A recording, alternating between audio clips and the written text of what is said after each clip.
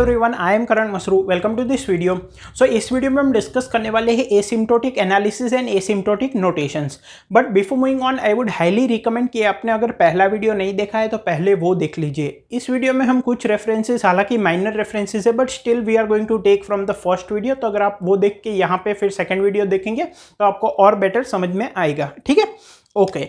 So let us start. So first of all, let us see what do we mean by asymptotic analysis। ठीक है, now if we refer to the last video, वहां पे हमने and में एक question solve करने की, एक क्वेश्चन की टाइम कॉम्प्लेक्सिटी निकालने की कोशिश की थी in terms of primitive number of steps and input size. ठीक है, और क्वेश्चन क्या था?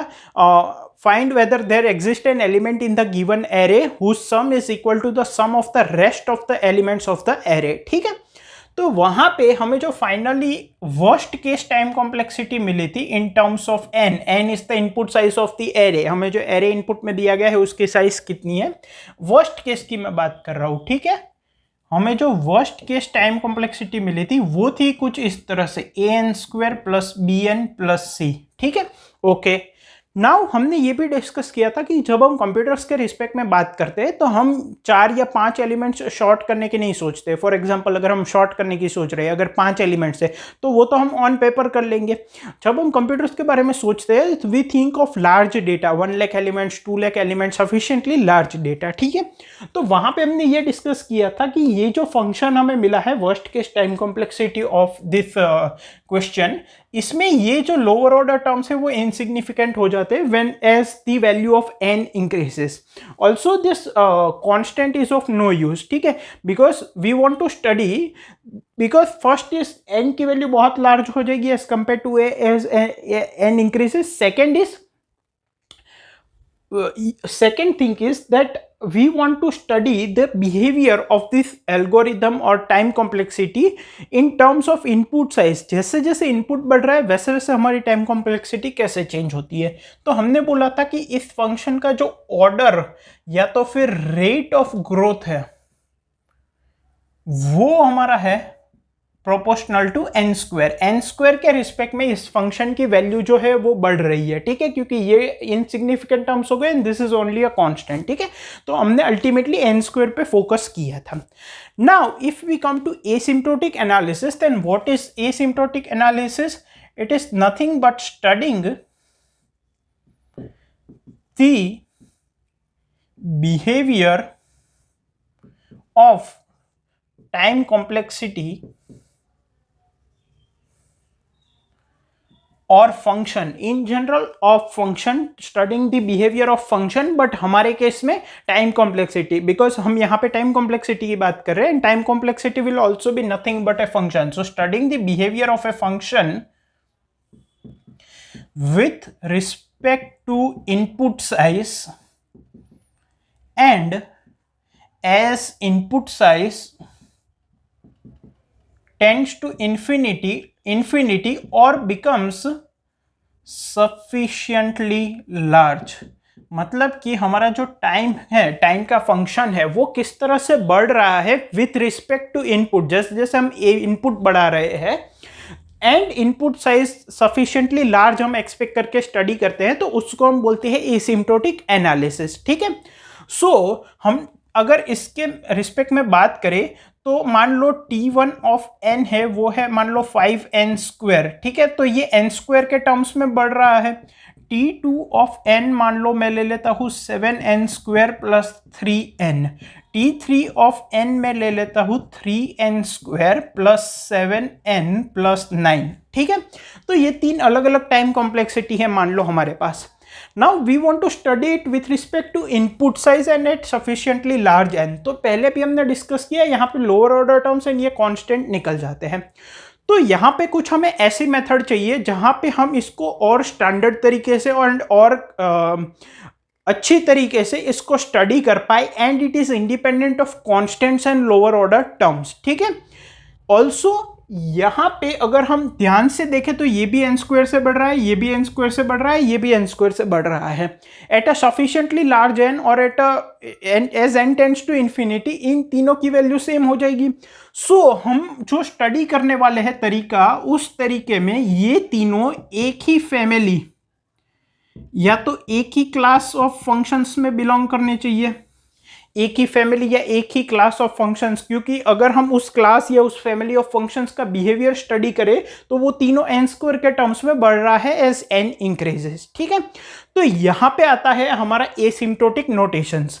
Asymptotic notations are nothing but different notations defined so that we can study these functions, we can do asymptotic analysis of these functions more systematically, more easily, and we can put these functions which increase at the same rate in one family, that is nothing but asymptotic notations, different notations जो कि हमें इसको और अच्छे तरीके से और systematic तरीके से स्टडी करने में हेल्प करें, और इनको भी हमें एक फैमिली या क्लास में रखना होगा, तो उसके लिए हम कुछ नोटेशंस यूज करेंगे जिसकी मदद से हम इनको एक ही क्लास में रख देंगे। ठीक है, okay.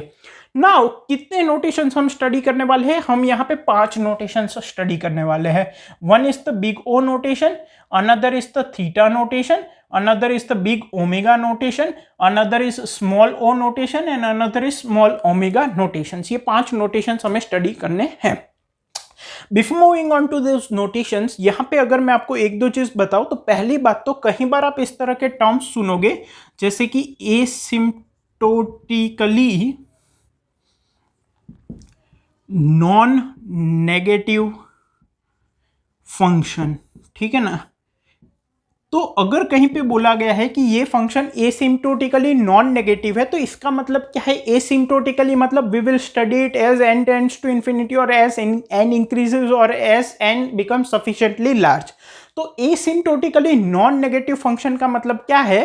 That after a certain value of n, मतलब कि मान लो अगर फंक्शन जो है वो n के रिस्पेक्ट में है, then after a certain value of n, that is for all n greater than or equal to n, capital N, let's say, after a certain value of n, this function will be non negative. तो अगर किसी particular value हमें बोला गया है कि एसिम्प्टोटिकली non negative function है, इसका मतलब उसका जो एसिम्प्टोटिक बिहेवियर है after a particular value of n वो नॉन नेगेटिव होगा। सिमिलरली अगर बोला गया है एसिम्प्टोटिकली पॉजिटिव फंक्शन है, इसका मतलब after a particular value of n this function will behave positive. ठीक है, ओके। एक और चीज मैं यहां पे आपको बताना चाहता हूं वो ये है कि कभी कभार यहाँ पे तो हम टाइम स्टडी करने वाले हैं, ठीक है ना, तो हमारे केस में तो ओवरऑल फंक्शन की वैल्यू नेगेटिव नहीं हो सकती अगर हम सोचे तो, क्योंकि अगर हम टाइम कॉम्प्लेक्सिटी की बात करें तो ये सारे जैसे पॉजिटिव वैल्यूज है, ठीक है, N input size of the array है तो वो भी 1 2 3 ऐसे ही स्टार्ट होगी। ठीक है, सो कहने का मतलब क्या है कि जैसे हमारा तो यूजुअली जो टी ऑफ एन है, मान लो ये एक फंक्शन है तो वो 3n² + 5n इस तरह से ही होगा कुछ, या तो बट कभी कभार अगर इन केस ऑफ स्टडी या in case of an example या एग्जाम में कभी आप ऐसा देख जाओ T of n is equal to 3n² - 6n, तो यहाँ पे n इक्वल टू 1 पे तो ये वैल्यू नेगेटिव हो रही है। हमारे केस में नेगेटिव नहीं हो सकती क्योंकि वो टाइम है, बट सिंपली यहाँ पे आपको जो भी आगे क्वेश्चन में पूछा गया हो, सिंपली आपको कहना क्या चाहते हैं कि ये जो फंक्शन है उसका अल्टीमेटली आपको एसिम्प्टोटिक बिहेवियर स्टडी करना है। ठीक है ना, तो एज एन इंक्रीजेस उसका बिहेवियर कैसा है वो स्टडी करना है। तो यहाँ पे आप इतना मत सोचिएगा कि एन की वैल्यू 1 पे नेगेटिव आ रहा है और ये टाइम कॉम्प्लेक्सिटी का फंक्शन है तो टाइम नेगेटिव कैसा हो सकता है। ठीक है, okay. So this was the basic introduction of asymptotic analysis and asymptotic notations. अब एक के बाद एक हम ये 5 जो नोटेशंस है उनको स्टडी करते हैं। सो अब अगर एसिम्प्टोटिक नोटेशंस की बात करें, so will be discussing theta notation, big O notation, omega, big omega notation, small O notation and small omega notation, और little O notation, little omega notation. उससे पहले मैं यहाँ पे एक और चीज क्लियर कर देना चाहता हूँ that all the functions used in asymptotic notations are assume to be asymptotically non negative. जितने भी फंक्शंस हम यहाँ पे एसिम्प्टोटिक नोटेशंस को डिफाइन करने में यूज करेंगे वो हम अज्यूम क्या कर रहे हैं that all the functions are asymptotically non negative, मतलब कि after a particular value of n their value will be greater than equal to 0। ठीक है, okay. So now let us first of all start by theta notation. ठीक है ना, इसको किस तरह से प्रोनाउंस करते हैं? Theta. Okay, theta notation. So what does theta notation say? Suppose we have a non negative asymptotically non negative function g of n, then theta of g of n is nothing but a set, ये set represent करने का एक notation है। Theta of g of n is nothing but a set of functions f of n, f of n are also assumed to be asymptotically non negative such that there exist some constants, ये there exist का symbol है, I hope ये आपको पता होगा। This is there exist symbol, मतलब कि there exist some value and this is for all, ठीक है। there exist some positive constants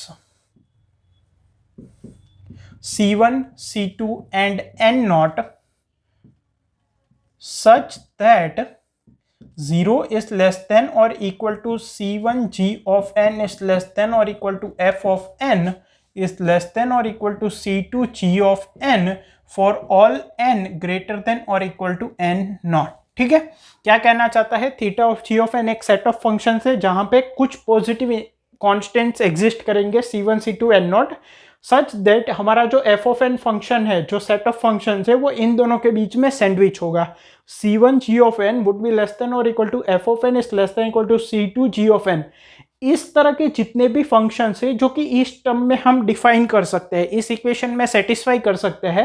c1 g of n कोई हो सकता है जिसमें c1 पॉजिटिव कांस्टेंट है, c2 g ऑफ n हो सकता है जिसमें c2 पॉजिटिव कांस्टेंट है, and after a particular value of n, that is after n not, क्योंकि हम एसिम्प्टोटिक बिहेवियर स्टडी कर रहे हैं एज n इंक्रीजेस, तो after n is greater than और इक्वल टू n नॉट, ये इक्वेशन सेटिस्फाई करे for all n।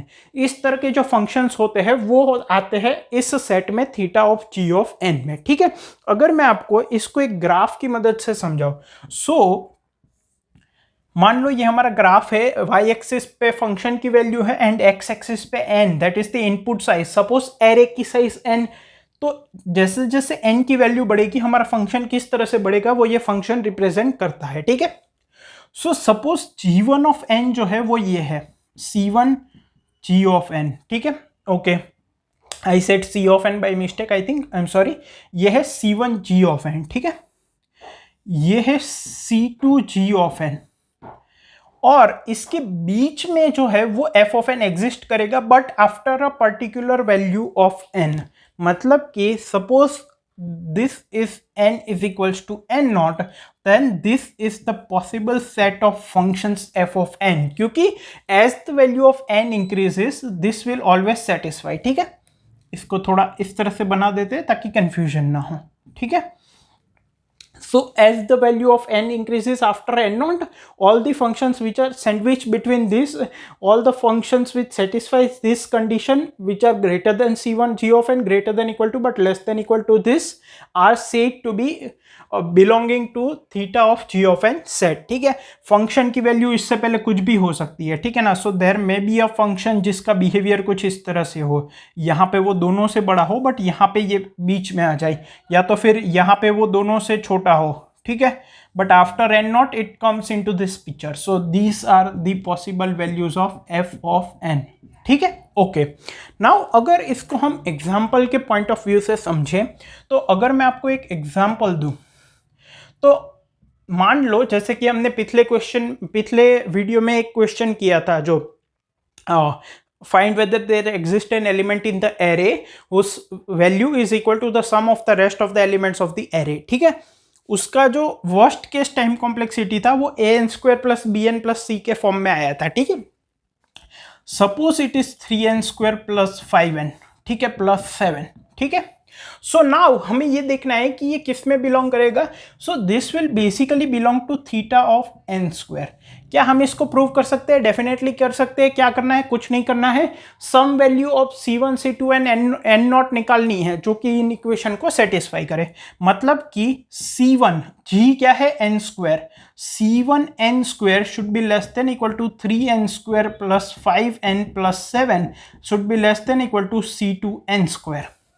c1 c2 और n नॉट की वैल्यू निकालनी है, ठीक है।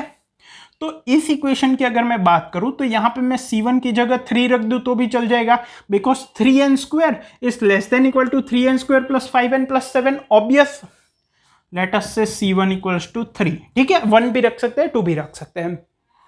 C2 की वैल्यू निकालनी है।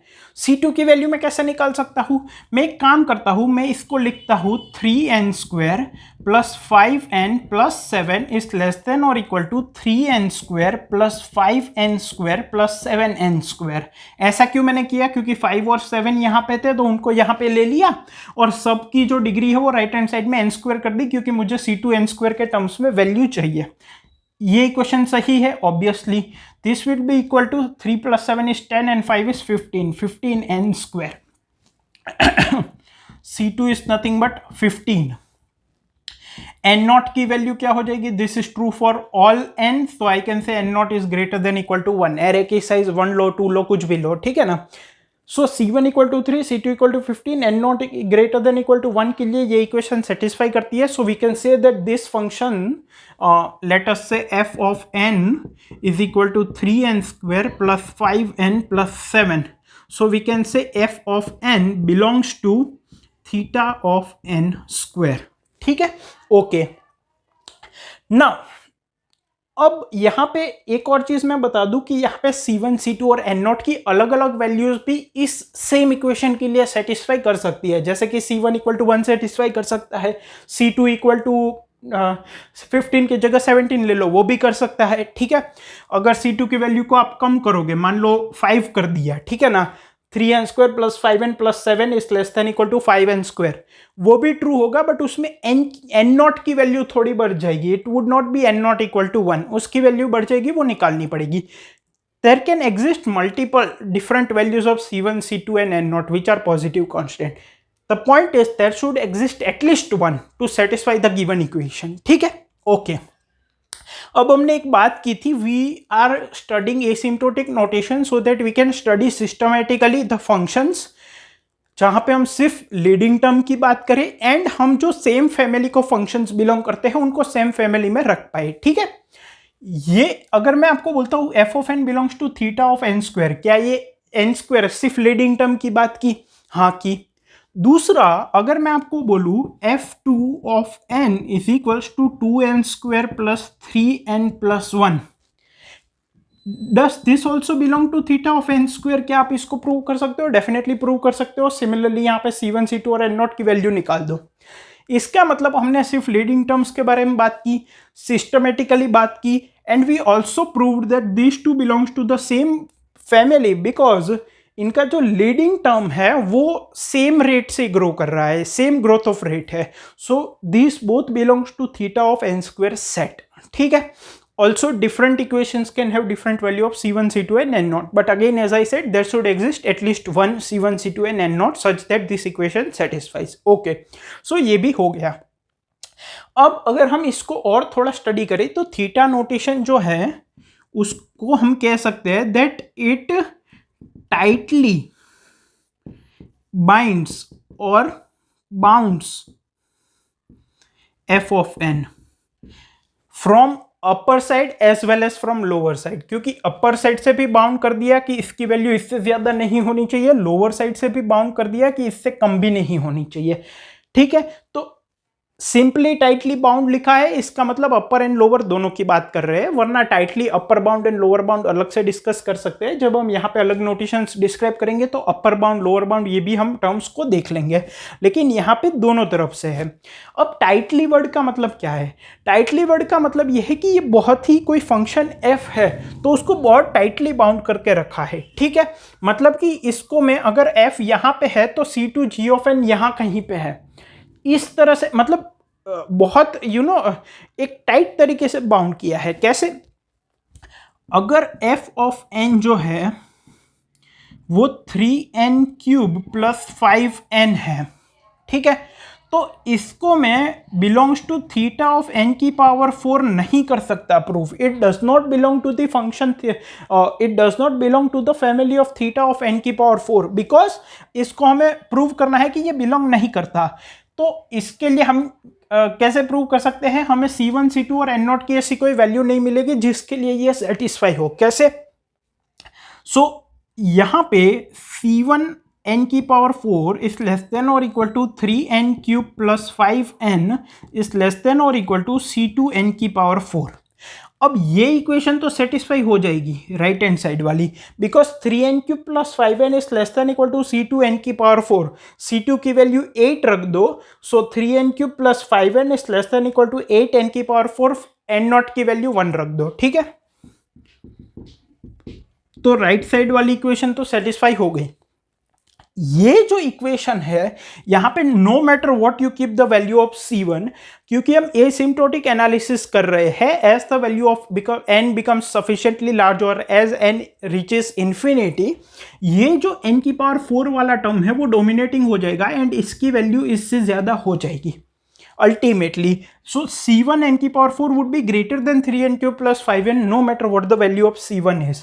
अगर ये हमारा फंक्शन है और 3n³ plus 5n मान लो कुछ इस तरह से है, तो C1 की मान लो आपने बहुत ही छोटी वैल्यू रखी, तो स्टार्टिंग में वो बहुत ही छोटा होगा, बट अल्टीमेटली ये n की पावर 4 है तो ये डोमिनेटिंग होके ये इसको कहीं ना कहीं इंक्रीज कर जाएगा। So this equation can never be satisfied, इसलिए इसको बोलते हैं टाइटली बाउंड। यहाँ पे आप जो है यहाँ पे n² भी नहीं रख सकते, n की पावर 4 भी नहीं रख सकते, सिर्फ और सिर्फ जो डोमिनेटिंग टर्म है वही रख सकते हैं, दैट इज n³, और इससे ही आप प्रूव कर पाएंगे। फिर C1 C2 और n की वैल्यू निकालना इतनी कोई बड़ी बात नहीं है, ठीक है। So this is said to be tightly bound, क्योंकि आगे जब हम पढ़ेंगे तो वो टाइटली बाउंड नहीं होते दूसरे नोटेशन, मतलब कि यहाँ पे आप आगे जब हम पढ़ेंगे तो बिग ओ ऑफ n की पावर 4 आप लिख सकते हो इस इक्वेशन को, ठीक है। जैसे ही आप बिग ओ पढ़ोगे नोटेशन आपको ये समझ में आ जाएगा। ओके, नाउ मुझे आपको और 2-3 एग्जाम्पल बताना है, तो मैं उसके साथ अब एक और एग्जाम्पल देखते हैं। सो इन जनरल यहाँ पे जैसे 3n² plus 5n plus 7 belongs to theta of n² लिखा है, मैं कह सकता हूँ अगर हमारा f ऑफ n जो है वो है summation i equal to 0 to k ai n की power i, this will belong to theta of n की पावर k, बिकॉज ये इक्वेशन क्या है, ये पॉलिनोमियल है ऑफ डिग्री के a0 n की पावर 0 प्लस a1 n की पावर 1 प्लस a2 n की power 2 up to plus a k n की power k। So ultimately similarly how we proved this, we can also say this belongs to theta of n की power k, ठीक है। Also यहाँ पे हम एक चीज बतानी पड़ेगी कि जो हाईएस्ट डिग्री वाला टर्म है उसका जो कोएफिशिएंट है, लीडिंग कोएफिशिएंट, वो पॉजिटिव होना चाहिए। Why? To make this function asymptotically non negative, ठीक है, ताकि आगे के टर्म्स अगर कुछ नेगेटिव भी है तो भी ये फंक्शन जो है वो एसिम्प्टोटिकली नॉन नेगेटिव बिहेव करे। As the value of n increases this the dominating term value will increase very high a k n की पावर के, एंड जो फंक्शन है वो नॉन नेगेटिव हो जाएगा, ठीक है। सो ये भी आपको कहीं कहीं डिनोट किया हुआ मिल सकता है, a k greater than equal to 0। Let us take one more example. Suppose f of n is equals to summation I equals to 1 to n of I. This belongs to theta of n², ये हमें prove करना है। Now अगर ये हमें prove करना है तो एक चीज तो सिंपल है, ये क्या है, it is nothing but sum of values of sum of all integers from 1 to n, it is nothing but n into n plus 1 by 2, and this is a quadratic equation, we can directly prove it this way that it belongs to theta of n²। लेकिन अगर आपको मान लो ये नहीं याद आया या तो फिर इनकेस इक्वेशन थोड़ी अलग हुई तो हम थोड़े अलग तरीके से भी इसको प्रूव कर सकते हैं, ठीक है। अल्टीमेटली हमें C1 C2 और n0 की वैल्यू चाहिए, ठीक है। So I can say summation i equals to 1 to n i is less than और equal to summation i equals to 1 to n n। भाई 1 से लेके n तक के इंटीजर्स का सम n का n टाइम्स सम से कम ही होगा। So this is less than और equal to n into n which is nothing but n², this is less than और इक्वल टू n², ठीक है। Okay, similarly I can say summation i equals to 1 to n of i is greater than और equal to summation i equals to n by 2 plus 1 से लेके n i। यहाँ पे 1 से लेके n तक का सम है, यहाँ पे n बाई 2 मतलब आधे ही नंबर्स का सम है, n बाई 2 प्लस 1 से लेके n, ठीक है।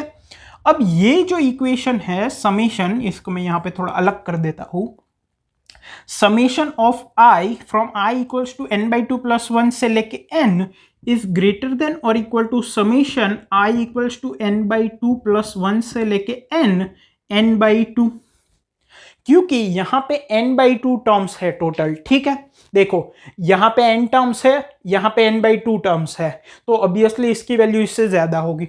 यहाँ पे भी n/2 टर्म्स है, यहाँ पे भी n/2 टर्म्स है, लेकिन यहाँ पे टर्म की वैल्यू n/2 + 1, n/2 + 2, n/2 + 3 से लेके n तक जा रही है। यहाँ पे सभी n/2 टर्म्स की वैल्यू n/2 है, जो कि इन सारे n/2 टर्म्स से कम है। यहाँ पे n/2 टर्म्स किस तरह के हैं, n/2 + 1, n/2 + 2 up to n। यहाँ पे सारे के सारे टर्म्स क्या है, n/2, n/2 up to n/2, और यहाँ पे भी नंबर ऑफ टर्म्स कितने हैं, n/2, यहाँ पे भी n/2 है। तो ये इक्वेशन भी सेटिस्फाई करती है। और इसकी वैल्यू क्या है, this is nothing but this is equal to n/2 कितने times, n/2 times, so it is nothing but n²/4. So what I can say is n²/4 is less than or equal to summation I equal to 1 से लेके ni is less than or equal to n²। इस इक्वेशन से less than equal to n², इस इक्वेशन से greater than equal to n²/4। So c1 equals to 1/4, c2 equals to 1 and n0 is equals to 1 के लिए ये इक्वेशन ट्रू होती है, and therefore I can say that this function belongs to theta of n² family. ठीक है, okay. Last example in this notation, then will move on to big O notation. ये हमें क्या देता है, यहाँ पे अगर मान लो हमारा एग्जाम्पल में f ऑफ n कांस्टेंट है, मान लो 10 है, मतलब कि 10 स्टेप्स में काम हो रहा है, इनपुट की वैल्यू कुछ भी हो, हमारा काम 10 स्टेप्स में हो रहा है, ठीक है। तो यहां पे ये थीटा ऑफ किस पे बिलोंग करेगा, देखो यहां पे अगर आप थीटा ऑफ n पे रखोगे तो as the value of n increases, ये जो है 10 उससे तो n की वैल्यू बढ़ी जाएगी। c1 इंटू n है, तो c1 चाहे कितना भी छोटा हो, c1 इंटू n है, मान लो is less than equal to 10, is less than और इक्वल टू c2n, तो ये तो सेटिस्फाई हो जाएगी। लेकिन इस इक्वेशन में c1 की वैल्यू चाहे कुछ भी हो, as the value of n increases, कभी ना कभी c1 of n greater then 10 हो जाएगा, तो ये सेटिस्फाई नहीं करेगा। सिमिलरली n² n³ कुछ सेटिस्फाई नहीं करेगा, सेटिस्फाई क्या करेगा, n की power 0। I can say c1 n की power 0 is less than equal to 10 is less than equal to c2 n की पावर 0। c1 5 रख दो, c2 20 रख दो, कुछ भी रख दो, ठीक है। तो इस तरह के फंक्शंस को हम क्या बोलते हैं, कांस्टेंट फंक्शंस बोलते हैं, and they belong to theta of n की power 0 set which is nothing but theta of 1, ठीक है। तो अगर कहीं थीटा ऑफ 1 दिख जाए, इसका मतलब वो कांस्टेंट फंक्शन है, वो कांस्टेंट नंबर ऑफ स्टेप्स में हो रहा है। So this is theta of 1, and ये पूरा थीटा नोटेशन हमने पढ़ लिया। एंड अगेन ये क्या करता है, ये फंक्शन को टाइटली बाउंड करता है। टाइटली का मतलब क्या, अगर डोमिनेटिंग टर्म n³ है तो हम n की पावर थीटा n की पावर 4 या थीटा n² नहीं लिख सकते, it should B theta n³, ठीक है। सो इसलिए ये इसको टाइटली बाउंड करता है, and this is theta of notation. I hope आपको समझ में आया होगा, आप बिग O नोटेशन समझते हैं। Okay, so now let us talk about the big O notation. It is spelled as big O, ठीक है ना। So let me first draw one line here, you will see the big omega notation, ठीक है। So big O notation, now what does big O notation say? It says that suppose we have a function g of n which is asymptotically non-negative, then big O of g of n is nothing but a set of functions f of n such that there exists some constant c comma n naught such that 0 is less than or equal to f of n is less than or equal to c times g of n for all n greater than और equal to n0, ठीक है। क्या मतलब है, big O of g of n एक set है of functions f of n such that c n0, दो ऐसे ये पॉजिटिव कांस्टेंट्स होने चाहिए, ठीक है, positive constant such that 0 is less than equal to f of n is less than equal to c of n, मतलब कि c times g of n जो है वो f ऑफ n से हमेशा बड़ा रहेगा आफ्टर n ग्रेटर देन और equal to n0, and this will be greater than equal to 0। इसका मतलब क्या, हम ये भी कह सकते हैं that this denotes an upper bound to our function f of n, g of n gives an upper bound to f of n by a constant factor, एक constant factor से multiply करके it gives an upper bound to f of n। ठीक है, याद रखना theta notation हम study कर रहे थे, तब हमने क्या बताया था कि थीटा नोटेशन टाइट बाउंड देता है, upper bound as well as lower bound, upper tight bound as well as lower tight bound. यहाँ पे हम सिर्फ अपर बाउंड बोल रहे हैं, टाइट बाउंड भी नहीं बोल रहे हैं। तो यहाँ पे ये जो बाउंड है वो टाइट हो भी सकता है एंड नहीं भी हो सकता है। ठीक है, दोनों पॉसिबिलिटीज है, so tight as well as not tight. ठीक है, अगर हम ग्राफ की मदद से इसको एक समझे तो सपोज ये हमारा एक ग्राफ है। ठीक है, यहाँ पे n की वैल्यू इंक्रीज होगी, ये फंक्शन की वैल्यू रिप्रेजेंट करता है। So suppose c times g of n is some this graph. ठीक है, now after a particular value of n, let's say n naught, the value of f of n is less than or equal to c times g of n, मतलब it is the set of these values of functions। ठीक है, उनकी value 0 से greater than equal to होनी चाहिए and c times g of n से कम होनी चाहिए। बिफोर n नॉट जो f of n की वैल्यू है वो हो सकता है c times g of n से ज्यादा हो, फिर कम हो, फिर ज्यादा हो, but once it crosses n naught उसकी वैल्यू जो है वो c times g of n से लेस देन इक्वल टू ही होनी चाहिए। ठीक है, okay, now if we see an example, हम टाइट और नॉट टाइट दोनों का एग्जांपल देखेंगे तो क्लियर हो जाएगा। ठीक है, थीटा नोटेशन क्या था, वो टाइट बाउंड था, it tightly bounds the function, and when we say only tightly bounds it means from upper as well as lower side. ठीक है, लेकिन यहाँ पे हमने सिर्फ अपर बाउंड बोला है। So if we talk about an example, then 3n square plus 5n plus 7 belongs to big O of n square।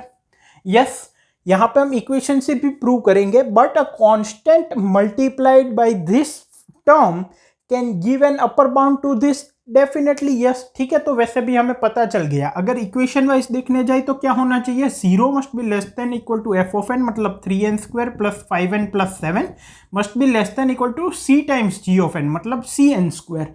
Now what can be the c of c value? What I can do, again I can say 3n square plus 5n plus 7 is less than or equal to, मुझे यहाँ पे n square वाला term चाहिए, so 3n square plus 5n square plus 7n square, I can say like this, इन तीनों को n square बना दिया तो ये less than equal to हो जाएगा, so this would be less than equal to 15n square, so my value of c is 15 and it is true for all values of n, so n not equals to 1, n greater than equal to n not, मतलब n greater than equal to 1 के लिए ये हमेशा true रहेगा, c की value 15 हो गई। Again there can be different values of c and n not, c की वैल्यू यहाँ पे मैं 7n स्क्वायर भी ले सकता हूँ, 3n square plus 5n plus 7 is less than equal to 7n square, ये अल्टीमेटली ट्रू हो जाएगा, बट वहाँ पे n नॉट थोड़ा बड़ा हो जाएगा, n नॉट इक्वल टू 1 नहीं होगा। ठीक है, but as we talk previously, there can be multiple possible values, but we should take care that there exists at least one c and n not such that this condition holds true and they are positive constants। ठीक है, okay, so we can say this। ठीक है, now if I talk about one more example, 3n square plus 5n does not belong to big O of n, equation wise भी देखेंगे, लेकिन a constant multiplied by n can never give an upper bound to 3n square plus 5n, because as the value of n tends to infinity or sufficiently large value, any constant multiplied by n will be dominated by the n square term। तो ये कभी भी इससे कम, ये इसको upper bound नहीं दे सकता, यहाँ पे ये बिग ओ नोटेशन है वो हमारे फंक्शन को अपर बाउंड देता है। ठीक है, सो अगर हम इक्वेशन वाइज देखने जाए तो 0 is less than equal to f of n, 3n square plus 5n is less than और equal to c times g of n, क्या है n। ठीक है, तो अब c की वैल्यू चाहे कुछ भी हो, लेकिन अल्टीमेटली जैसे जैसे n की वैल्यू बढ़ेगी ये n स्क्वायर टर्म डोमिनेट कर जाएगा एंड यहाँ पे ग्रेटर देन हो जाएगा, मतलब कि 3n square plus 5n will eventually B greater than c times n। अगर c की वैल्यू में 100 भी लूँ तो भी इवेंचुअली तो वो ये बड़ा हो ही जाएगा। सो वी कैन नॉट से this is true for all n greater then n not, ऐसी कोई n नॉट और c की वैल्यू एग्जिस्ट नहीं कर सकती सच that this can be true for all n greater than n not for a particular value of c, no। so ये यहाँ पे इसमें बिलोंग नहीं करता। ठीक है, okay, now let me take one more example, 3n square plus 5n plus 7 belongs to big O of n cube, definitely yes. Can n cube multiplied by a constant factor give an upper bound to this? Definitely yes. अगर n square multiplied by a constant factor इसको upper bound दे सकता है, तो n cube multiplied by constant factor इसको upper bound क्यों नहीं दे सकता? ये भी 3n square plus 5n plus 7 है, ये भी 3n square plus 5n plus 7 है. 0 is less than equal to 3n square plus 5n plus 7 is less than equal to c times g of n. g of n is n cube. c की value 15 ले लो, ठीक है. So 3n square plus 5n plus 7 is less than equal to 15n cube for all n. So n naught की value हो गई 1. Again c की value 7 पे भी हो जाएगा, 4 पे भी हो जाएगा, 3 पे भी हो जाएगा, ठीक है. बट देन n नॉट की वैल्यू चेंज होती जाएगी. हमारा काम क्या है कि does there exist at least one pair of c and n not? Yes, it satisfies. ठीक है. अब ध्यान से देखो, this gives us 3n square plus 5n plus 7 belongs to big O of n square. This gives us a tight upper bound, but this does not give us a tight upper bound. It is not as tight as possible. जबकि हम theta notation में यहाँ पे हमने discuss किया था एक example. Left hand side में आई थिंक n क्यूब वाली पॉलिनोमियल थी, एंड राइट हैंड साइड में थीटा n की पावर 4 हमने लिया था. वो नहीं हो सकता, ठीक है. तो लेकिन यहाँ पे हो सकता है, मैंने तब बताया था. सो this is not tight bound, ठीक है. मतलब कि बेसिकली अगर हम ग्राफ वाइज देखने जाए तो मान लो हमारा f ऑफ n यहाँ पे है. So this is c times g of n when it is tight bound, but this is c times g of n when it is not tight bound, but it still gives an upper bound to our f of n. ये भी upper bound देगा हमारे f of n को, but it is not as tight as possible, right? So we say that it gives an upper bound, but we do not say it gives tight. ठीक है, tight भी हो सकता है and it can not be tight. Okay. Now यहाँ पे एक बात समझो. What does big O of n square say? It gives an upper bound. Not big O of n square, but in general, big O of g of n gives us an upper bound to f of n. It means that the value of f of n does not increase a constant factor of g of n. मतलब इससे ज्यादा नहीं हो सकती. तो अगर कोई ये कह दे कि उनका जो एल्गोरिदम है, या तो फिर उनका जो एल्गोरिदम है, या उनका जो फंक्शन है, या उनका जो प्रोग्राम है, ठीक है, कोई एल्गोरिदम या फंक्शन या प्रोग्राम जो है उसका रनिंग टाइम, ठीक है ना, उसका रनिंग टाइम या टाइम कॉम्प्लेक्सिटी जो है वो big O of g of n है. इसका मतलब क्या कि चाहे इसके सारे अलग अलग इनपुट्स पे अपर बाउंड है वो g ऑफ n का है, ठीक है.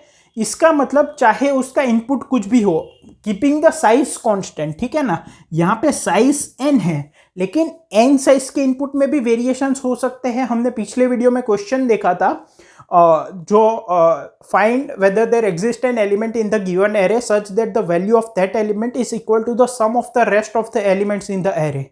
उसका best case time complexity linear था an प्लस बी डैश, और जो वर्स्ट केस टाइम कॉम्प्लेक्सिटी था वो an square plus bn plus c था, जो कि क्वाड्रेटिक था. बट वो दोनों जो है यहाँ पे अगर हम कह दें कि big O of g of n है, इसका मतलब जितने भी वेरिएशंस है इनपुट के वो सारे अपर बाउंडेड है by g of n, a constant times g of n. इसका मतलब इनपुट चाहे कुछ भी हो ऑफ साइज n, उसका टाइम इससे ज्यादा नहीं होगा. इसका मतलब if someone says that the running time of an algorithm is big O of g of n, it also means that the worst time complexity of that algorithm is also big O of g of n. अगर मैं आपको बोलूँ कि किसी algorithm का best case जो है वो टाइम कॉम्प्लेक्सिटी an है, और वर्स्ट केस जो है वो an square plus bn plus c है, does this mean big O of n square? Yes, it is upper bounded by this. Does this mean that it is upper bounded by n square big O of n square? Yes. इसका मतलब सारे cases cover हो रहे हैं. इसका मतलब this is the worst case time complexity of that algorithm. इसका मतलब अगर कोई बोले कि हमारे एल्गोरिदम का time complexity big O of n square है, इसका मतलब उसके वर्स्ट केस का time complexity big O of n square है, और उससे ज्यादा वो कभी नहीं होगा. सो बिग O क्या डिनोट करता है? Worst case time complexity of N algorithm, ठीक है, अगर वो किसी एल्गोरिदम के टाइम कॉम्प्लेक्सिटी के बराबर है तो, ठीक है. ओके, नाउ ओके, सो अब बिग ओमेगा नोटेशन देखते हैं. So big omega notation is exact opposite of big O notation. Like how big O notation gives upper bound, big omega notation gives lower bounds and respectively यहाँ पे equation में सारे changes आ जाते हैं. ठीक है, अगर फॉर्मली देखें तो what does big omega notation say, suppose there exist a function g of n which is asymptotically non negative, then big omega of g of n is a set of functions f of n such that there exist some positive constants c comma n naught such that 0 is less than or equal to c times g of n is less than or equal to f of n for all n greater than or equal to n naught. ठीक है, क्या कहता है that big omega of g of n is a set of function जहां पे हमें हर एक function के लिए कोई positive integer c n naught मिल जाएंगे such that a constant multiplied by g of n will be less than or equal to f of n. मतलब कि g of n multiplied with a constant factor gives lower bound to the function f of n. मतलब कि f of n की value कम से कम a constant factor of constant multiplied by g of n होगी. ठीक है, so this gives us what, lower bound of f of n. Again यहाँ पे ये जो लोअर बाउंड है वो टाइट भी हो सकता है as well as not tight भी हो सकता है. ठीक है, अब अगर ग्राफ की मदद से देखें तो ग्राफ कैसा होगा, suppose this is x axis, यहाँ पे n की वैल्यू बढ़ेगी, यहाँ पे फंक्शन की वैल्यू बढ़ेगी, this is our curve c times g of n. ठीक है ना, then after a particular value of n that is n not, the value of f of n must be greater than c times g of n. मतलब कि ये पूरा set, ठीक है, after the value of n not the value of the function f of n must be greater than और equal to c times g of n. अगर हम f of n की कर्व ड्रॉ करें तो n not से पहले हो सकता है कि उसकी value c times g of n से कम हो, but once it crosses n nought its value should be always greater than और equal to c times g of n. ठीक है, so this is the curve, this is the graph. अब अगर examples की बात करें तो यहाँ पे हमने जो एग्जाम्पल्स देखे थे वही सिमिलर एग्जाम्पल्स यहाँ पे देखते हैं. ठीक है, so 3n square plus 5n plus 7 belongs to big omega of n square. भाई यहाँ पे देखो 3n square plus 5n plus 7 belongs to big O of n square. n square can give an upper bound to n square, then n square can also give lower bound to n square. ठीक है, अगर equation wise देखें तो 0 must be less than और equal to c times g of n is n square, it must be less than और equal to 3n square plus 5n plus 7. ठीक है, यहाँ पे अगर मैं c की वैल्यू 1 रख दूं तो ये हर एक n की वैल्यू के लिए इक्वेशन ट्रू हो जाएगी. तो n नॉट की वैल्यू क्या हो जाएगी 1, मतलब कि c की वैल्यू 1 हो गई, तो 0 is less than equal to n square is less than equal to 3n square plus 5n plus 7 will be true for all values of n. So the starting value of n, that is n naught, for which this equation is true, will be 1. ठीक है, again multiple pairs of c n naught may exist, but our job is to find whether there exists at least one pair. ठीक है, तो ये correct हो गया. Second example, 3n square plus 5n does not belong to big omega of n cube. ठीक है, यहाँ पे देखो 3n square plus 5n does not belongs to big O of n. क्यों? क्योंकि बिग ओ है वो अपर बाउंड देता है, so n cannot give upper bound to an equation of n square. Similarly big omega lower bound देता है, so n cube cannot give a lower bound to n square equation. ठीक है, अगर हम इक्वेशन वाइज देखें so 0 must be less than और equal to c times n g of n is n cube must be less than और equal to 3n square plus 5n. ठीक है, अब यहाँ पे चाहे आप c की कोई भी वैल्यू ले लो, but after a particular value of n, जैसे जैसे n की वैल्यू बढ़ेगी, so after a particular value of n cube जो है वो ये पूरा टर्म डोमिनेट हो जाएगा 3n स्क्वायर प्लस 5n पे, and this value will be greater than this. So ये लेस देन इक्वल टू वाली इनइक्वालिटी होल्ड नहीं करेगी, so we can not prove this. ठीक है, मतलब कि ये इक्वेशन होल्ड नहीं करेगी. So 3n square plus 5n does not belong to the set of big omega of n cube. ठीक है, okay, let us take one more example. 3n square plus 5n plus 7 belongs to big omega of n. यहाँ पे देखो 3n square plus 5n plus 7 belongs to big O of n cube.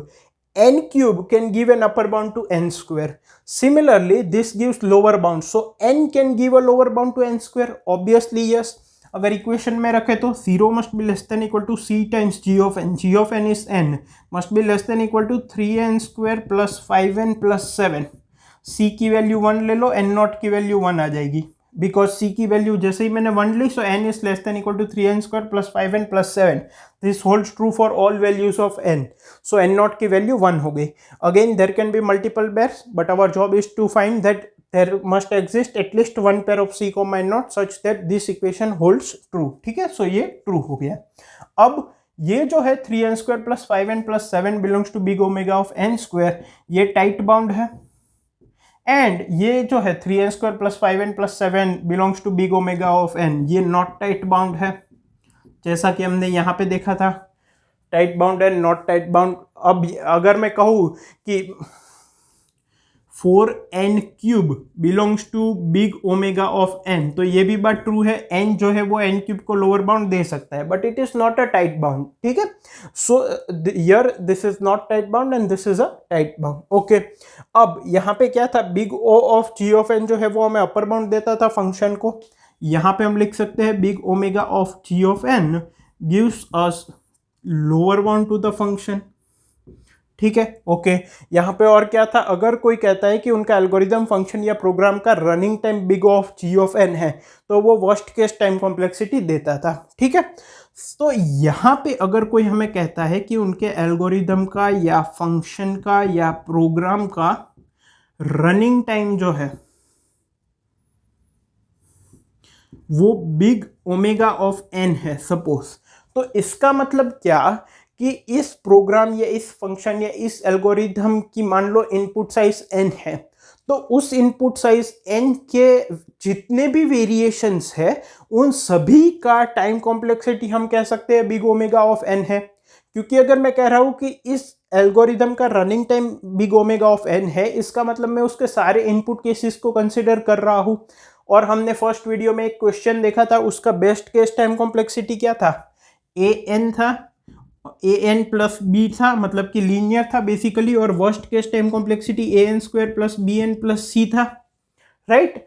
तो ये भी big omega of n है because n can give a lower bound to n, and ये भी big omega of n है because n can give a lower bound to n²। कहने का मतलब क्या है कि अगर हमें कोई बोलता है कि वो किसी एल्गोरिदम का या किसी प्रोग्राम का जो टाइम कॉम्प्लेक्सिटी या रनिंग टाइम है वो बिग ओमेगा ऑफ n है, इसका मतलब उसके सभी इनपुट ऑफ साइज n पे, सभी वेरिएशंस पे टाइम कॉम्प्लेक्सिटी जो है वो बिग ओमेगा ऑफ n हमें मिल जाएगी, चाहे वो वर्स्ट केस हो चाहे वो बेस्ट केस हो। मतलब कि सभी वेरिएशन पे हमें जो लोअर बाउंड है वो क्या मिलेगा, बिग ओमेगा ऑफ n। मतलब कि सभी वेरिएशन पे कम से कम जो टाइम लगेगा वो होगा big omega of n।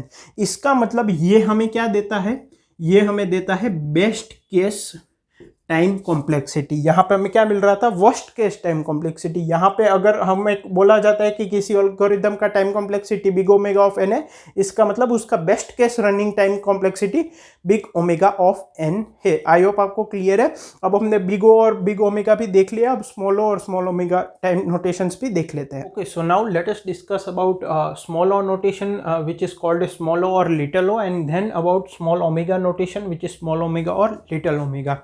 Small O notation is same as big O notation, it's just that यहाँ पे जो बाउंड है वो नॉट टाइट होता है। ठीक है, कंपल्सरीली नॉट टाइट होता है।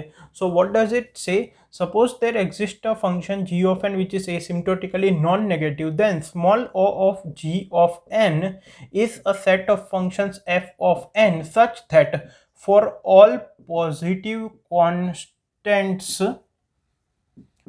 c there exists a positive constant n naught such that 0 is less than or equal to f of n is less than c times g of n for all n greater than or equal to n naught। ठीक है, क्या बोला है मैंने यहाँ पे कि for all positive constants, याद रखना वहां पे हमने बिग ओ नोटेशन में क्या बोला था, there exist positive constant c comma n not. यहाँ पे for all positive constant c there exist positive constant n naught such that जो f of n है उसको c times g of n जो है वो एक अपर बाउंड देता है, बट यहाँ पे इक्वल टू साइन नहीं है। ठीक है, and this is for all positive constants. Different positive constants के लिए different values of n not हो सकती है, and this is not tight upper bound, ठीक है ना, ये टाइट नहीं होगा, ठीक है। So this is upper, this gives upper bound to the function f of n and it is not tight, ठीक है।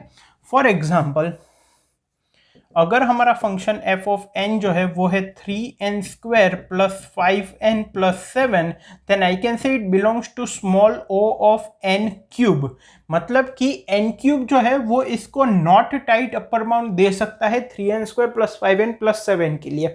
ऑल्सो हम सोचे n क्यूब के साथ अगर मैं कोई भी positive constants, for all positive constants कोई भी पॉजिटिव कांस्टेंट मल्टीप्लाई करूं, then there will exist a positive constant n not, मतलब कि एन क्यूब के साथ मैंने कोई भी पॉजिटिव कांस्टेंट को मल्टीप्लाई किया, फिर भी ये जो होगा positive constant times n cube, it will ultimately dominate 3n² plus 5n plus 7 at some point of n which is called n naught, ठीक है। अगर इक्वेशन वाइज देखें तो क्या होगा, 0 इज लेस देन और equal to 3n² plus 5n plus 7 is less than और equal to c times n cube for all c, ठीक है। अब मान लो c की वैल्यू मैं 1 रखता हूं, then 3n² plus 5n plus 7 is less than और सॉरी ये लेस देन होगा, ठीक है, ये टाइट अपर बाउंड नहीं है। इस लेस देन अगर मैंने c की वैल्यू 1 रखी तो n cube c equals to 1।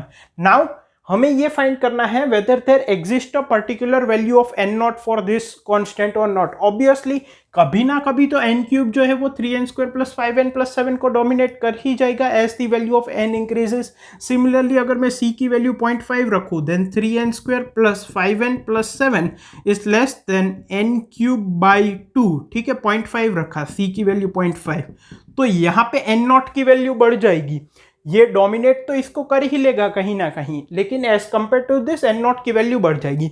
So for all positive constants c there will exist some value of n naught which will dominate this. So ये hold करता है true, and we can say 3n² plus 5n plus 7 belongs to small o of n cube which gives an upper bound which is not tight, ठीक है। Big O notation में tight as well as not tight upper bound होता था, यहाँ पे not tight upper bound है, ठीक है। अगर एक और एग्जांपल देखिए तो यहाँ पे f of n is equal to 3n² plus 5n does not belong to small o of n², ठीक है। n² इसको नॉट टाइट अपर बाउंड नहीं दे सकता, क्यों? बिकॉज हर एक पॉजिटिव कांस्टेंट के लिए it is not possible for n² to dominate 3n² plus 5n। For example 0 is less than equal to 3n² plus 5n is less than cn², यही होना चाहिए। Now it should be true for all positive constants, there should exist a value of n which gives, after which this equation holds true for each positive constant। अगर मैं c की value मान लो 4 ले लेता हूं तो ये हो जाएगा 3n² plus 5n is less than, sorry, is less than 4n²। इसके लिए तो n नॉट एग्जिस्ट करेगा बिकॉज 4n² में at one point become bigger than 3n² plus 5n, ठीक है ना। बिकॉज यहाँ पे अगर मैं राइट हैंड साइड इसको ले जाऊँ it means 5n is less then n², तो कहीं ना कहीं तो ये ट्रू हो जाएगा। लेकिन this will not be true for all value of c। अगर c की जगह मैं यहाँ पे 2 रखूँ तो क्या हो जाएगा, 3n² plus 5n is less then 2n², यहाँ पे c की वैल्यू 2 है। Now this will not be true for after any particular value of n, this will always be false, ठीक है ना। so we can say 3n² plus 5n does not belong to small o of n²। also यहाँ पे because now अब एक obvious example है 3n² plus 5n does not belongs to big O, small o of n, ठीक है। Obviously अगर small o of n² इसको upper bound नहीं दे सकता तो स्मॉल o ऑफ n तो डेफिनेटली नहीं दे पाएगा, ठीक है। नाउ एक चीज समझने वाली ये है कि यहाँ पे g ऑफ n जो है उसकी डिग्री यहाँ पे n³ है, यहाँ पे n² है, ठीक है ना। तो g ऑफ n की एक डिग्री ज्यादा है और उसकी जो डिग्री होगी वो कहीं ज्यादा ही होनी चाहिए, तभी जाके वो फॉर ऑल पॉजिटिव कांस्टेंट्स कहीं ना कहीं after a particular value of n c times g of n will be greater then f of n, ठीक है। तो क्या मैं ये कह सकता हूं as limit n tends to infinity f of n upon g of n will become 0 if f of n is small o of g of n. अगर g of n इसको अपर बाउंड देता है which is not tight, then after as n tends to infinity g of n f of n upon g of n will become 0. अगर यहाँ पे देखें तो 3n² plus 5n plus 7 upon n cube, ultimately as n tends to infinity it will become 0. ठीक है, true है.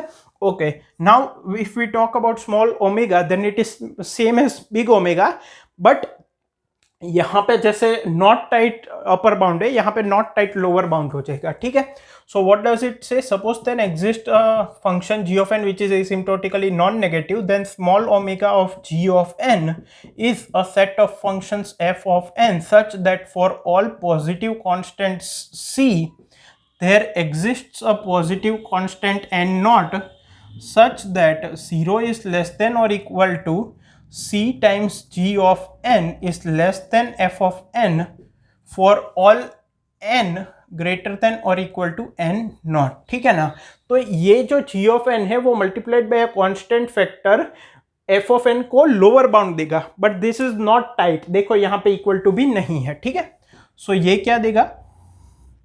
Lower bound, and this is not tight, this is asymptotically not tight. ठीक है ना, तो and this is true for all positive constant c. जबकि हमने big omega देखा था, वहां पे हमने क्या डिस्कस किया था? It is there exist some positive constant c comma n naught. यहाँ पे क्या है?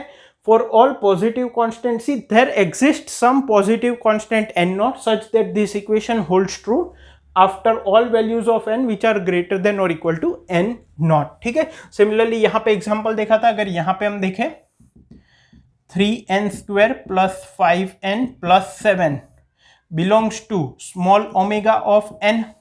भाई यहाँ पे n क्यूब था, वो अपर बाउंड दे रहा था विच वॉज नॉट टाइट, तो यहाँ पे n होगा, 1 डिग्री कम हो जाएगा which will give an upper bound lower bound which is not tight. ठीक है, अगर इक्वेशन वाइज देखें तो 0 इज लेस देन और equal to c times g of n is n is less than 3n² plus 5n plus 7. अगर मैं c की value 1 रख दूं तो n is less than 3n² plus 5n plus 7, it will always be true. अगर c की value में 2 रख दूं तो 2n is less than 3n² plus 5n plus 7, it is also true for all values of n. So c equal to 1 2 के लिए n naught की value हो गई 1. अगर मैं c की वैल्यू मान लो 5 रख देता हूँ, then this leads to 5n is less than 3n² plus 5n plus 7. This will also be true for all values of n. अगर मान लो यहाँ पे मैं इसको 35 कर देता हूँ, then 35n is less than 3n² plus 5n plus 7. Now this equation should hold true for all values of c. तो इसके लिए भी ट्रू तो होल्ड करेगा, बट n नॉट की वैल्यू चेंज हो जाएगी. This may not be true for n naught equal to 1, because n naught equal to 1 यहाँ पे राइट हैंड साइड में क्या मिलेगा? 3 plus 5 plus 7 that is 15. This is 35. 35 is not less than 15, but after a particular value of n, this will start dominating this. So for all positive constants c, there exists a particular value of n after which this equation will hold true. c times g of n is less than f of n अगर f of n belongs to the set of small omega of g of n. ठीक है, similarly अगर दूसरा example देखें 3n² plus 5n does not belong to small omega of n². Similarly यहाँ पे हमने जैसे देखा था 3n² plus 5n does not belong to big O of n². ये sorry small o of n², ये स्मॉल ओमेगा ऑफ n² पे belong नहीं कर सकता, क्योंकि ये इसको नॉट टाइट लोअर बाउंड नहीं दे सकता, ये टाइट लोअर बाउंड दे सकता है. ठीक है ना, अगर हम इक्वेशन वाइज देखने जाए 0 इज लेस देन और equal to c times g of n is less than 3n² plus 5n. This should be true for all values of c. अगर c की वैल्यू 1 है तो n² is less than 3n² plus 5n. ठीक है, ये true है. लेकिन अगर c की वैल्यू में 10 कर दूं तो 10n² is less than 3n² plus 5n. यहाँ पे कोई हमें n नॉट की वैल्यू नहीं मिलेगी. ठीक है, so this will not hold true. And one obvious example 3n² plus 5n does not belongs to small omega of n³. ठीक है ना, n² अगर इसको लोअर बाउंड नहीं दे सकता विच इज नॉट टाइट, n³ तो ऑब्वियसली इसको लोअर बाउंड नहीं दे पाएगा.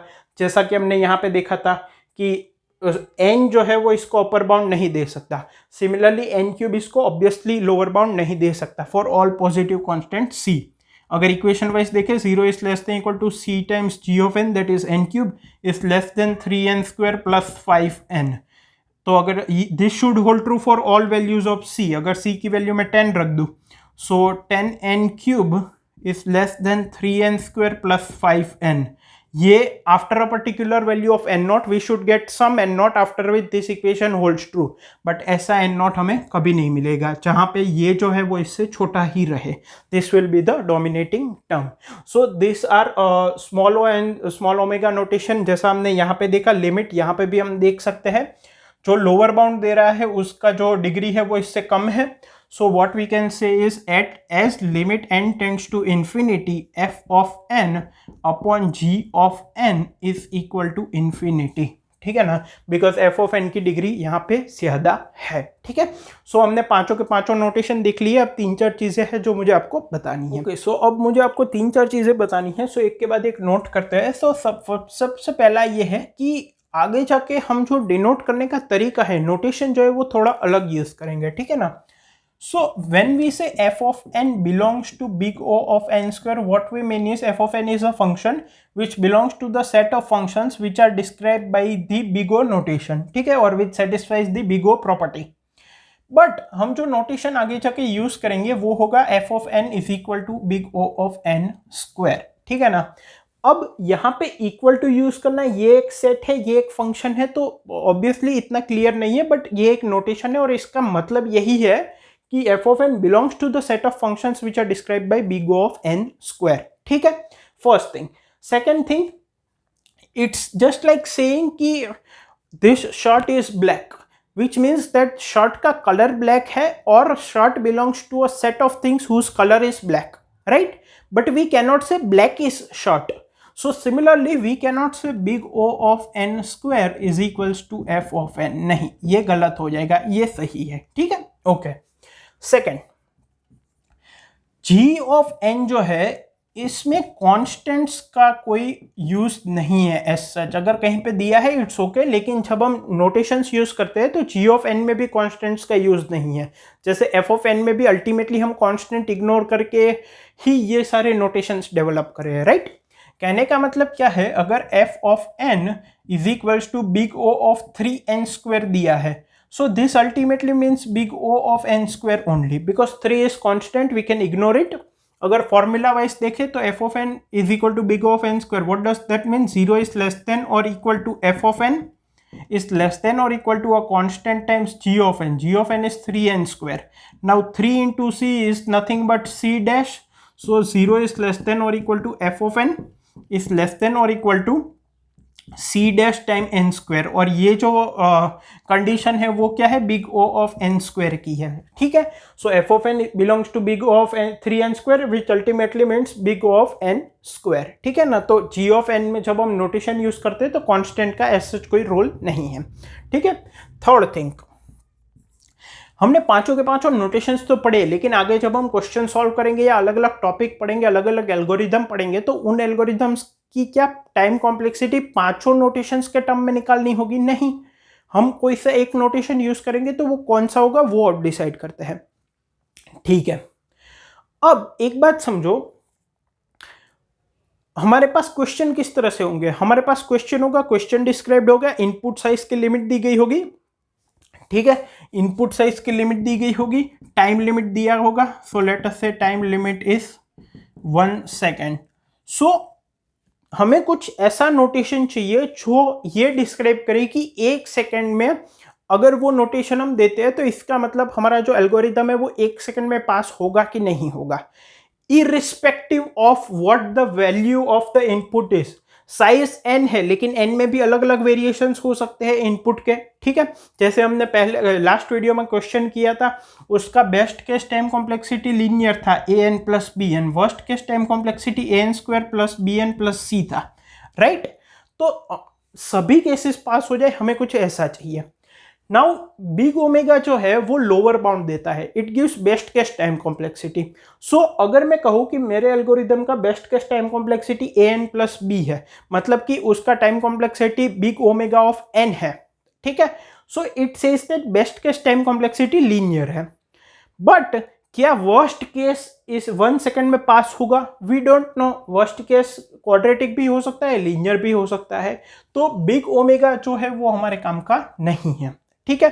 अब स्मॉल ओमेगा की बात करें तो बिग ओमेगा जो है वो टाइट लोअर बाउंड देता था, स्मॉल ओमेगा तो टाइट लोअर बाउंड भी नहीं देता, it does no, it gives loose lower bound, तो वो तो और काम का नहीं है। मतलब कि अगर बोला जाए कि स्मॉल ओमेगा हमारा जो टाइम कॉम्प्लेक्सिटी है वो स्मॉल ओमेगा ऑफ एन है, तो एक्चुअल टाइम कॉम्प्लेक्सिटी क्वाड्रेटिक भी हो सकता है, क्यूबिक भी हो सकता है, ठीक है।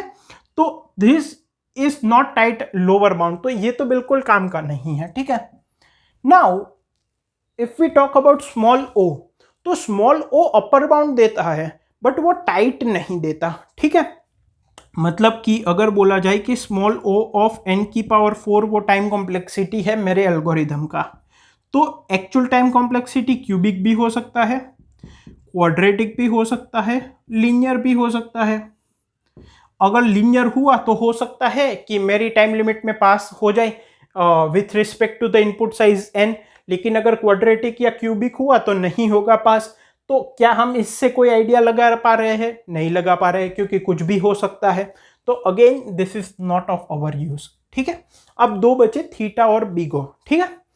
अब थीटा नोटेशन की बात करें तो थीटा नोटेशन जो है, if I say that running time of my algorithm best case is theta of n, I can say that यहां पे हमने जो क्वेश्चन डिस्कस किया था उसका best case running time a n plus b था, worst case a n square plus b n plus c था। तो I can say that best case running time of my algorithm is theta of n. Theta क्या करता है? दोनों तरफ से tight bound करता है, सो इसका लोअर टाइट बाउंड भी लीनियर हो सकता है, अपर टाइट बाउंड भी लीनियर हो सकता है, but does it give any information about the worst case time complexity? No. Similarly, I can say the worst case time complexity is theta of n square, ठीक है। ये बात भी सही है, अगर इसका for this question worst case quadratic है तो थीटा जो है वो टाइट अपर बाउंड देगा, ठीक है। अपर बाउंड एन स्क्वायर के टर्म्स में देगा टाइट, और लोअर बाउंड भी एन स्क्वायर के टर्म्स में देगा टाइट, ठीक है। लेकिन अगर क्वेश्चन के हिसाब से देखें तो क्या ये सारे केसेस कवर कर पाएगा? नहीं। I can not say for this question that the running time of this algorithm is theta of n या theta of n square. I can say best case running time is theta of N.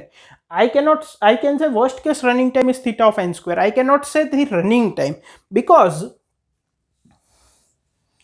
ये n है, theta क्या करता है? दोनों तरफ से cover करता है। So this is C1 g of n, this is C2 g of n, and after a particular value of n naught, f of n should belong to between this. यही theta notation है। लेकिन अगर मान लो मेरा best case running time यहां पे हुआ, मैंने कहा कि इसका worst case running time theta of n square है, तो बेस्ट केस यहां कहीं पे होगा बिकॉज वो लीनियर है। अगर एफ ये थीटा की मदद से मैं बेस्ट केस रिप्रेजेंट करने की कोशिश कर रहा हूं, मतलब this is theta of n, g of n अगर एन है तो वर्स्ट केस टाइम कॉम्प्लेक्सिटी यहां पे होगा जो कि एन स्क्वायर के प्रोपोर्शनल होगा, तो वो बेस्ट केस में कवर नहीं होगा। जब हम इसको रिप्रेजेंट कर रहे हैं तो ये बेस्ट केस नहीं कवर हो रहा है, इसमें वर्स्ट केस कवर नहीं हो रहा, और वो सारे केसेस कवर नहीं कर रहा है, ठीक है। So now the one which is left is big o, ठीक है। तो बिग ओ नोटेशन जो है वो पहली बात तो ये है कि ये कैलकुलेट करना इजी है क्योंकि ये अपर बाउंड देता है। मतलब कि अगर मेरे पास दो फॉर लूप है for i equals to 1 to n, और इसके अंदर एक और फॉर लूप है for j equals to 1 to n, और इसके अंदर जो ऑपरेशन है वो कांस्टेंट टाइम में हो रहे हैं, तो टोटल n स्क्वायर लूप्स लग रहे हैं, और ये तो कांस्टेंट फैक्टर है। तो I can say the time complexity of this program, this much program is big O of n square, क्योंकि ये जो है ये big O of n square है टाइम कॉम्प्लेक्सिटी। अब हमने जो पहला क्वेश्चन किया था वो भी कुछ इस तरह का था, उसमें भी 2 फोर लूप लग रहे थे, फिर कुछ ब्रेक स्टेटमेंट्स थे वगैरह, लेकिन उसका best case n plus b था। So I can not directly say कि थीटा ऑफ n स्क्वायर है, हमें कंडीशंस चेक करनी पड़ेगी कि बेस्ट केस में कहीं ये लीनियर तो नहीं हो रहा, कहीं बीच में ब्रेक वगैरह तो नहीं है। But I can definitely give an upper bound कि भाई big O of n square है, ये अपर बाउंड है। मतलब कि मैंने ये कह दिया कि ये जो है ये सी जी ऑफ n है, ये अपर बाउंड देता है। तो इसका मतलब क्या, after a particular value of n not, this is the set of functions जो कि big O of n square represent करेगा, इनकी वैल्यू इससे कम होगी। अब बेस्ट केस चाहे इसका यहाँ पे हो, वर्स्ट केस यहाँ पे हो, लेकिन ये सारे के सारे इसमें कवर हो जाएंगे। सारे के सारे केसेस इसमें कवर हो जाएंगे, ये इजी टू कैलकुलेट है। एंड अगर मैं आपको बोलता हूं कि मेरे एल्गोरिथम का time complexity big O of n square है, इसका मतलब उसका worst case time complexity big O of n square है। इसका मतलब अगर इनपुट साइज n है तो चाहे कोई भी वेरिएशन ऑफ इनपुट हो, सारे इनपुट केसेस इससे ज्यादा टाइम नहीं लेंगे। और अगर n square big O of n square time complexity 1 second में अगर हम सॉल्व कर पाते हैं तो हमारा एल्गोरिदम वैलिड है, वरना हमें कुछ और सोचना पड़ेगा। So for this reasons big O of n square is the one which we are going to move forward with. आगे जाके हम किसी की भी टाइम कॉम्प्लेक्सिटी डिफाइन करेंगे किसी भी एल्गोरिदम की, तो बिग O नोटेशन में करेंगे। दूसरी बात, हम बिग O नोटेशन में tight as well as not tight represent कर सकते हैं, लेकिन हम जब भी बात करेंगे तब हम एसिम्प्टोटिकली टाइट जो कॉम्प्लेक्सिटी है उसकी बात करेंगे बिग O नोटेशन में। क्योंकि इसको मैं ये भी कह सकता हूं कि ये बिग O ऑफ n की पावर 5 है, लेकिन this does not make any sense to me. So tight upper bound की बात करेंगे in terms of big O of n, ठीक है। And the last thing is कि आगे जाके अगर आप कोई भी इस तरह के टर्म्स सुने, asymptotic time complexity, asymptotic running time complexity या एसिम्प्टोटिक कॉम्प्लेक्सिटी, तो बेसिकली वो पूछ रहे हैं कि थीटा नोटेशन के टर्म्स में एसिम्प्टोटिक टाइम कॉम्प्लेक्सिटी क्या होगी या बिग O नोटेशन में क्या होगी एंड सो ऑन। तो अगर कहीं पे भी पूछा जाए तो वो बेसिकली इनकी बात कर रहे हैं। अगर स्पेसिफिकली कोई नोटेशन बोला है तो आपको उसके रिस्पेक्ट में आंसर देना है, वरना in general big O notation के विथ रिस्पेक्ट में हम आगे बढ़ेंगे और याद रखेंगे कि हम टाइट अपर बाउंड जो है उसके टर्म्स में बिग O का आंसर दे, ठीक है। आई होप आपको इस वीडियो में सब कुछ समझ में आएगा। मिलते हैं नेक्स्ट वीडियो में। Thank you.